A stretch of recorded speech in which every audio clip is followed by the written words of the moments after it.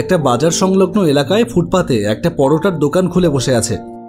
দোকানের বর্তমান হেডলাইন এবং নেট জগতের হট টপিক, এক প্লেটে 3টে পরোটা, আনলিমিটেড তরকারি, একটা সেদ্ধ ডিম, এক টুকরো পেঁয়াজ, একটা কাঁচা লঙ্কা, 30 টাকা।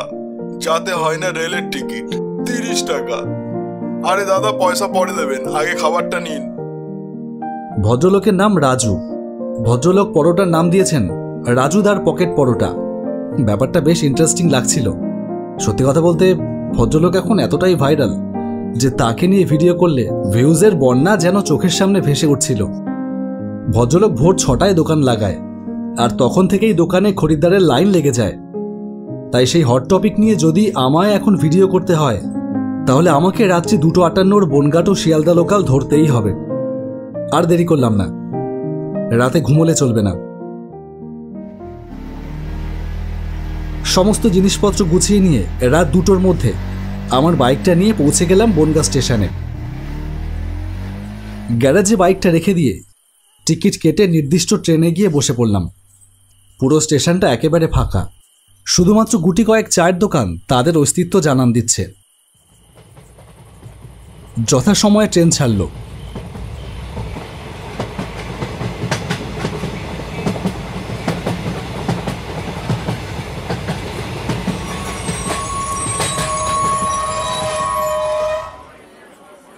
ট্রেন থেকে নেমে স্টেশনের বাইরে এসে এগিয়ে গেলাম সেই মার্কেটটার দিকে।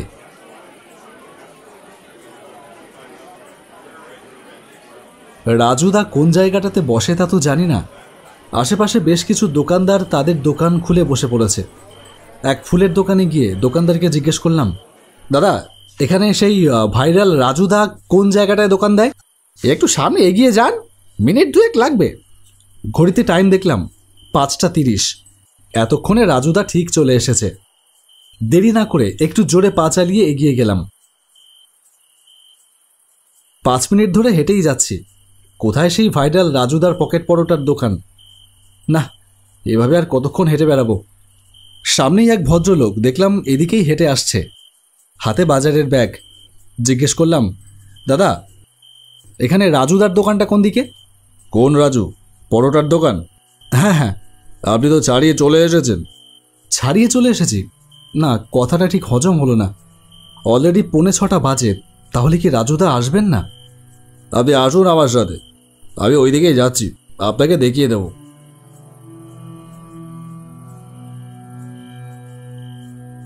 লোকটার সাথে বেশ কিছুটা আসবার পরে একটা জায়গা দেখিয়ে দিয়ে লোকটা বলল, এই জায়গাতেই বসে রাজু, কিন্তু এতক্ষণে তো চলে আসবার কথা, আসবে কিনা দেখুন। বলেই লোকটা এগিয়ে গেল সামনের দিকে। আমি কি আর করি, রাস্তার পাশে ফুটপাতের ওপর বসে অপেক্ষা করতে থাকলাম। আরও ঘন্টাখানেক কাটল। ঘড়ির কাঁটায় প্রায় 7টা বাজে। তাহলে আজকে কি আর আসবে না সেই রাজুদা? না, রাতের ঘুমের পাশাপাশি দিনটাই মাটি হয়ে গেল।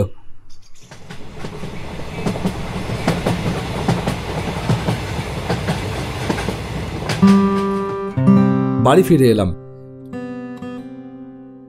দুপুরটা ঘুমিয়েই কাটালাম। বিকেলে শিবুদার চায়ের দোকানে এসে বসলাম।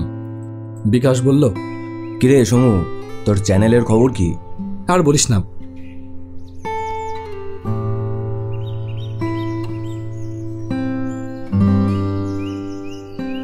বিকাশকে সমস্ত ঘটনাটাই খুলে বললাম। লেটেস্ট কেস ভাই। এই জন্যই বলে, যার বিয়ে তার হুঁশ নেই, আর পাড়াপড়শি রাত জেগে পাবজি খেলছে। মানে? মানেটা ঠিক কি তা আমিও জানি না। তা কি করবি ভাবলি? দাঁড়া 1 মিনিট। হ্যালো, হ্যাঁ বলছি, কে বলছেন? হ্যাঁ, আমি ফুড ব্লগ করি। ও আচ্ছা, হ্যাঁ হ্যাঁ করে দেবো, নো প্রবলেম। 20,000 টাকা, আর 50% অ্যাডভান্স করতে হবে দাদা, আর বাকি 50% দোকান ভিজিট করে শ্যুট কমপ্লিট করবার পর, আর বাকি ভিডিও আপলোড হবার পর যা রিচ হবে সেটাতে আমরা কোনো গ্যারান্টি দিই না। আচ্ছা, কবে নাগাদ বলছেন? হ্যাঁ, আমি আজ ফ্রি আছি, আজকে করলেও সমস্যা নেই। আচ্ছা, লোকেশানটা বলুন। ওকে, ডান। আপনি তাহলে অনলাইনে পেমেন্টটা করে দিন এই নাম্বারেই।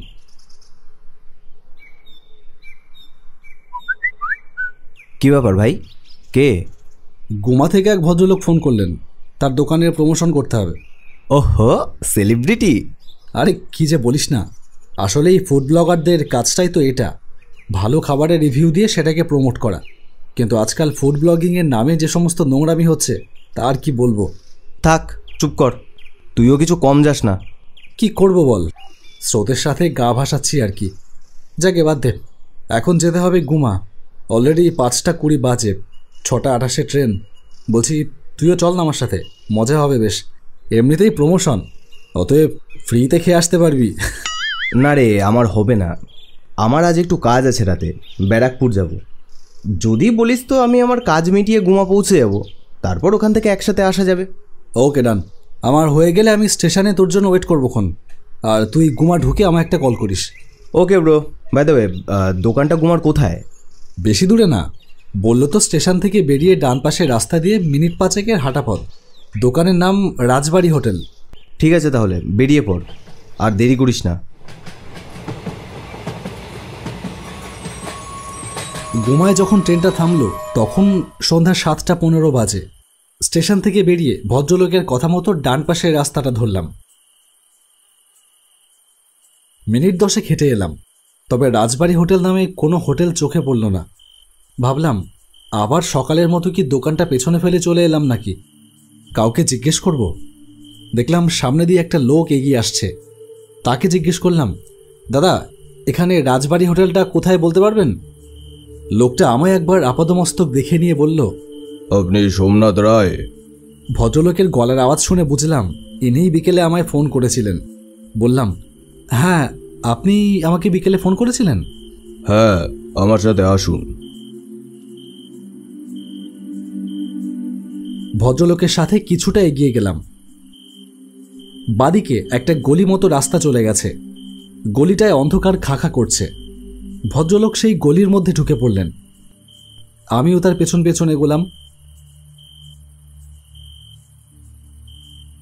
কিছুটা এগিয়ে ভদ্রলোক একটা দোকানের সামনে এসে দাঁড়ালেন। একটা টিনের ছাউনি দেওয়া ছোট্ট দোকান। দোকানের সামনে একটা সম্ভবত 60 ওয়াটের বাল্ব জ্বলছে। এটাই আমার দোকান, আসুন ভেতরে আসুন। একবার চারদিক তাকিয়ে দেখলাম রাস্তায় জনপ্রাণীর চিহ্ন মাত্র নেই। কি হলো, আসুন। হ্যাঁ, আসছি।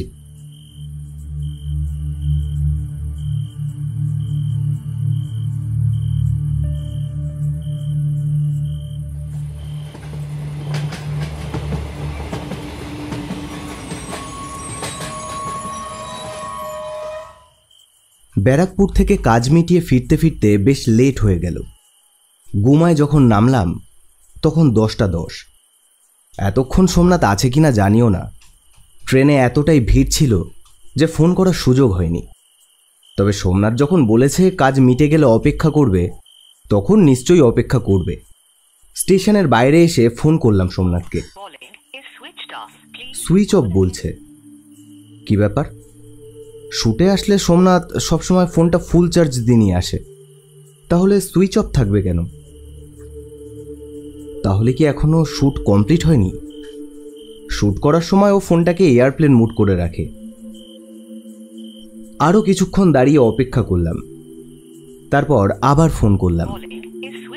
ফোনটা এখনো সুইচ অফ বলছে। ঠান্ডাটাও পড়েছে খুব।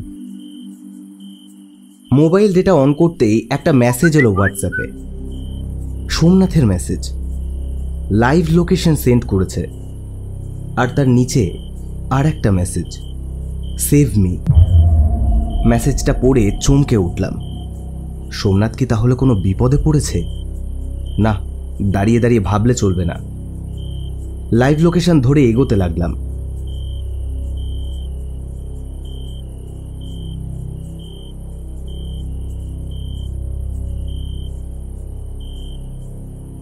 কিছুক্ষণ পরে একটা টিনের ছাউনি দেওয়া দোকানের সামনে এসে দাঁড়ালাম। লোকেশনটা এখানেই দেখাচ্ছে। দোকানের সামনে একটা ব্যানারে দোকানের নাম লেখা আছে, রাজবাড়ি হোটেল। হ্যাঁ, এই দোকানটাতেই তো সোমনাথের আসার কথা। আর কিছু না ভেবে ঢুকে পড়লাম দোকানটার ভেতরে। ঘুটঘুট করছে অন্ধকার, কেউ কোথাও নেই। কেউ আছেন? সোমনাথ, সমু?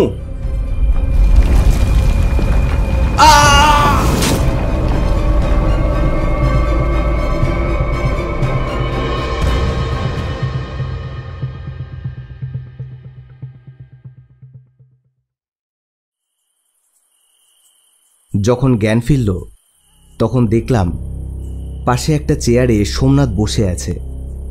ওর হাতটা পিছন থেকে বাঁধা। আমারও একই অবস্থা। এগুলো কি হচ্ছে সোমনাথ? জানি না, যদি বেঁচে ফিরি তাহলে সব বলবো। তবে ভাই, আজ বিকেলে যে আমায় ফোন করেছিল, সে মানুষ না ভাই, সে মানুষ না। মানে? একটা হাসির শব্দে ঘরটা কেঁপে উঠল। সামনে দাঁড়িয়ে আছে সেই পিশাচটা।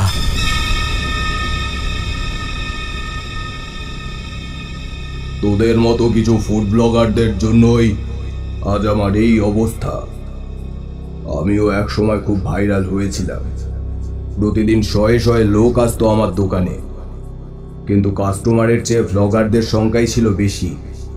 তাদের কথার উত্তর দিতে গিয়ে আমি কাস্টমারদের সামলাতে পারতাম না। আমি তো এরকম ভাইরাল হতে কোনোদিনও চাইনি। শুধু চেয়েছিলাম ব্যবসা করে পরিবারের মুখে অন্ন তুলে দিতে। বিভিন্ন লোকে নানান রকম বাজে কথা বলতে লাগলো। সেসব যেন আলপিনের মতো বুকে এসে বিঁধত। শুধু আমার উপর দিয়ে হলেও ঠিক ছিল, কিন্তু লোকজন তখন আমার পরিবারের লোকদেরও উল্টো পাল্টা কথা বলতে লাগলো। আমার 13 বছরের ছোট্ট মেয়েটা স্কুলে যাওয়া বন্ধ করে দিল। সারাদিন বাড়ি বসে কান্নাকাটি করত। একদিন খুব রাগ হয়ে গেল। সেদিনও দোকানে ব্লগারদের ভিড়। আমি পরিষ্কার বলে দিলাম, আজ থেকে দোকানে ব্লগ করা পুরোপুরি বন্ধ। তারপর শুরু হলো নতুন কথা। আমার নাকি অহংকার হয়ে গেছে। যাদের জন্য আমি ব্যবসা করে খাচ্ছি, আমি নাকি তাদের পাত্তাও দিই না। কিন্তু আমার ব্যবসায় তারা কি সাহায্য করেছিল? স্বার্থ ছাড়া তো একটা গাছের পাতাও ঝরে পড়ে না। তারাও নিজের স্বার্থে ভিডিও করত। এরপর ধীরে ধীরে দোকানে লোকজন আসা কমতে শুরু করলো। এক সময় পুরোপুরি বন্ধ হয়ে গেল দোকান। কি দোষ করেছিলাম আমি? বাধ্য হয়েছিলাম আত্মঘাতী হতে। সব তোদের জন্য। কথাগুলো যেন গালে সপাটে চড় মারল। নিজের স্বার্থে কাউকে ভাইরাল করতে গিয়ে যে শেষে আমরাই ভাইরাসের কাজটা করে ফেলি। আমাকে আমাকে ক্ষমা করে দিন, আমাকে ক্ষমা করে দিন। ক্ষমা? কিসের ক্ষমা? তোদের কোনো ক্ষমা নেই। দেখলাম সেই অশরীরী দুহাত প্রসারিত করে এগিয়ে আসছে আমার দিকে। দাঁড়াও বিশ্বদা! একটা পরিচিত গলার শব্দে থমকে গেল সেই অশরীরী। পাশে তাকাতেই দেখলাম দাঁড়িয়ে আছে রাজুদা। ওদের ছেড়ে দাও বিশ্বদা, সবাই তো আর একরকম নয়। কিছু নোংরা ফুড ব্লগারদের জন্য সবাইকে দোষারোপ করাটা উচিত নয়। তুই চুপ কর রাজু। এও সেই নর্দমার কীট। একে আমি আজ শেষ করে দেব। আমার জন্য না হয় ছেড়ে দাও ওদের। ভগবানও সবাইকে দ্বিতীয়বার সুযোগ দেয় বিশ্বদা। আর একটা সুযোগ দিয়েই দেখো না কি হয়। আমায় ছেড়ে দিন, আমি আর কোনোদিনও ফুড ব্লগিং করব না। আমি এসব ছেড়ে দেব, সত্যিই ছেড়ে দেব। না, ছাড়বে না। অবশ্যই তুমি ফুড ব্লগ করবে। তোমার জন্য যদি একটা মানুষের ভালো হয় তাহলে সেটা এমনিই একটা আশীর্বাদ। ফুড ব্লগ করো, কিন্তু এটা মাথায় রেখে তোমার জন্য যেন আর একটা মানুষের ক্ষতি না হয়। যাও, তোমরা চলে যাও। কিন্তু রাজুদা, তুমি জানলে কি করে যে আমরা এখানে এইভাবে বিপদে পড়েছি?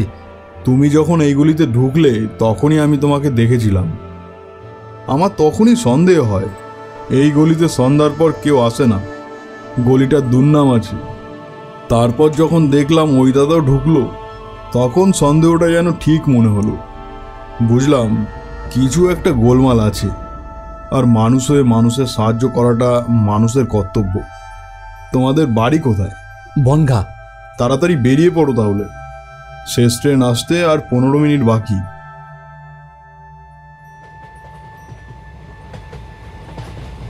স্টেশনে আসতেই ট্রেনটা পেয়ে গেলাম।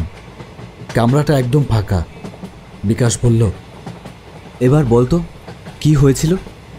একবার স্মৃতি হাতড়ে গুছিয়ে নিলাম ঠিক কি কি ঘটেছিল আমার সাথে।